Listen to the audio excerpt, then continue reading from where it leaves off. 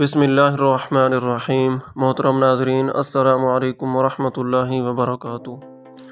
چند مفید گھریلو ٹوٹکے بواسیر اور کھانسی کے لیے۔ جن لوگوں کو بادی بواسیر، کھانسی، دمہ یا گنٹھیاں ہو، ان کے لیے میتھی غذا بھی اور دوا بھی۔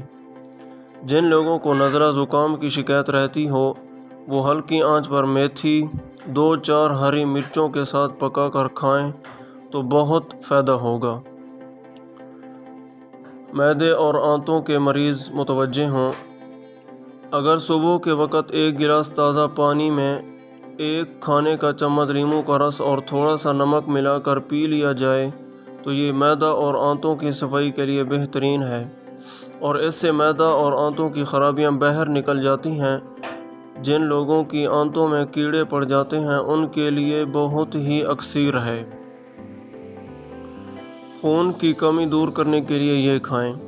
جسم میں خون کی کمی سے رنگ پیلا پڑ جاتا ہے، کام کرنے کی صلاحیت کم ہو جاتی ہے، بار بار تھکاوٹ کا احساس ہوتا ہے، سر اور ٹانگوں میں درد رہتا ہے اور طبیعت میں سستی غالب آ جاتی ہے۔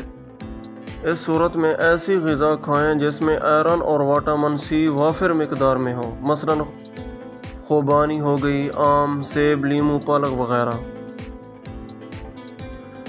چہرے چمکانے کے لیے لیموں کا رس بیسن میں ملا کر چہرے پر لگانے سے داغ دھبے دور ہو جاتے ہیں۔ کچھ عرصہ مستقل مزاجی سے یہ ٹوٹکا استعمال کریں۔